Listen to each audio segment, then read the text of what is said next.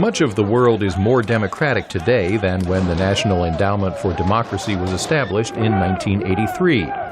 The private nonprofit group, which receives funds from Congress, has helped foster that change, according to its longtime president, Carl Gershman. Our job, our responsibility, our mission given by the Congress is to be helpful, is to lend a helping hand. That's what we do. But the main driving forces are inside those countries, and it's basically the people in those countries.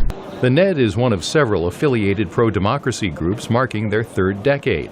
The National Democratic Institute and the International Republican Institute, linked to the two major U.S. political parties, have similar missions. The groups work with non-governmental organizations, political parties, democracy activists, and some governments to help establish and strengthen democratic institutions.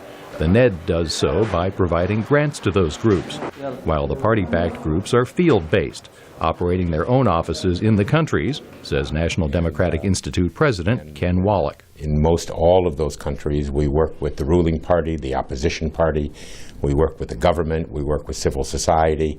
However, field-based groups are sometimes vulnerable to opposition from host governments.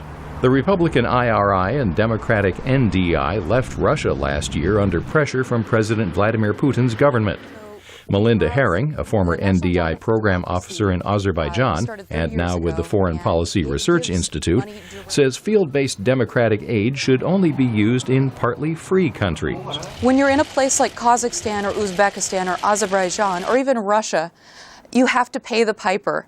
You can't implement programs that really challenge the regime. But Wallach points to numerous successes in which his agency has been involved, including this year's elections in Kenya, which were far more peaceful than previous ballots. And a lot of effort was made in promoting dialogue between political parties, dialogue between the election authorities and parties, engaging youth constructively in the political process. Carl Gershman admits that democracy is often slow to take root, but it has global demand. Even in difficult countries like Saudi Arabia or in North Korea, there are people who, even there, who are trying to take the next step toward democracy. Over time, given enough time, I do think it's inevitable. I do think it's inevitable. And for 30 years, the U.S. democracy groups have been making progress, one country at a time. Kent Klein, VOA News, Washington.